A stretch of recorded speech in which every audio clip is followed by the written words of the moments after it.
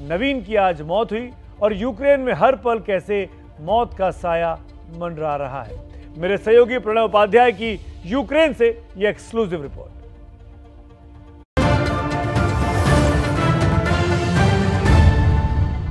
यह है यूक्रेन के खार्किव में रूस के बड़े हमले की तस्वीरें। रूस का रॉकेट इस सरकारी बिल्डिंग पर गिरा और पल भर में सब कुछ धुआं-धुआं हो गया। हर तरफ चीख पुकार मच गई। 6 दिन से चल रही जंग के बाद अब रूस का रवैया और आक्रामक हो गया है। रूस यूक्रेन की सरकार पर सरेंडर का दबाव बनाने के लिए अलग अलग शहरों पर ताबड़तोड़ हमले कर रहा है।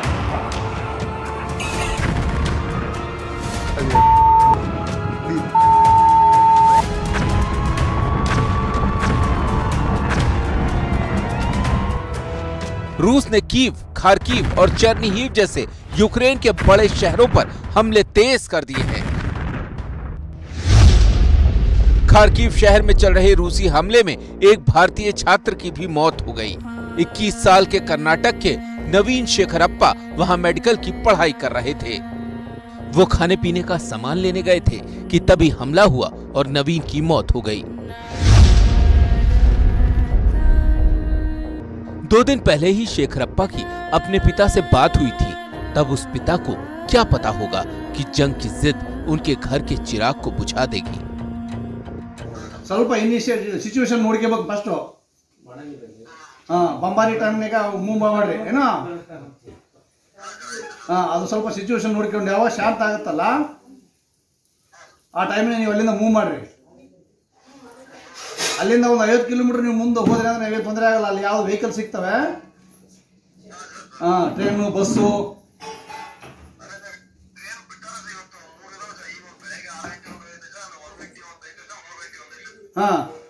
लीव कड़िगे आमेले का। आलम यह है कि आज यूक्रेन में सिर्फ बम से ही नहीं भूख से भी डर लगता है, क्योंकि आदमी बिना खाए पिए कब तक रहेगा। सैनिकों का ये लंबा कारवां देखिए। ये सड़क यूक्रेन की राजधानी कीव तक जाती है। रूसी सैनिकों का ये बेड़ा पूरे 64 किलोमीटर लंबा है।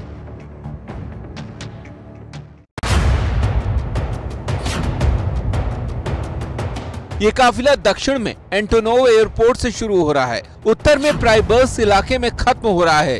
ये दूरी करीब 40 मील की है। 28 फरवरी की ये सैटेलाइट तस्वीरें हैं। तब ये काफिला कीव के उत्तर पश्चिम इलाके में सिर्फ 27 किलोमीटर की दूरी पर था। जाहिर है अब ये कीव के काफी करीब पहुंच चुका होगा। कुल मिलाकर ये तैयारी कीव पर फाइनल असॉल्ट की लग रही है। ऐसी आशंका है कि बुधवार के दिन कीव में कुछ बड़ा होने वाला है।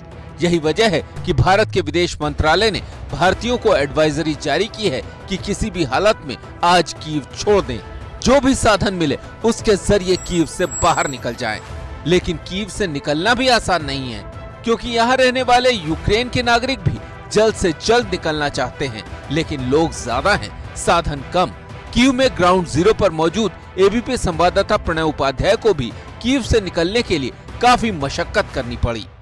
हम इस वक्त यूक्रेन की राजधानी कीव से बाहर ट्रेन में हैं और ये ट्रेन चेर्नोवेस्की की तरफ जा रही है। मैं आपके साथ साझा करना चाहता हूँ कि जिस तरीके की तस्वीर हमने देखी है आज वो वाकई में दिल दहला देने वाली है। वो तस्वीर बहुत डराने वाली है, क्योंकि कीव के वोक्जाल स्टेशन में, जो कि कीव का सबसे बड़ा रेलवे स्टेशन है, वहाँ पर हज़ारों की संख्या में लोग मौजूद हैं। कि जो भी कीव में हालात बन रहे थे कि हम लोग जो सुन रहे थे कि किसी भी तरीके का केमिकल अटैक या किसी भी तरीके का हो सकता था, तो उसके लिए हम लोग अभी तैयार नहीं है और किसी भी तरीके कोई हमें मदद नहीं मिल पा रही थी, और या फिर हम पूरी तरीके से, तो हम ये सोच रहे थे सबसे पहले हमें निकलना है कीव से। हमारी फर्स्ट प्रायोरिटी यही थी कि हमें कीव से निकलना। आखिर लंबे सफर के बाद प्रणव उपाध्याय कीव से लवीव शहर तक का सफर तय कर पाए, लेकिन लवीव शहर में भी हालात बहुत अलग नहीं थे।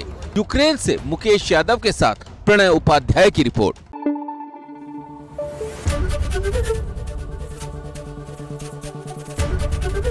एबीपी न्यूज आपको रखे आगे।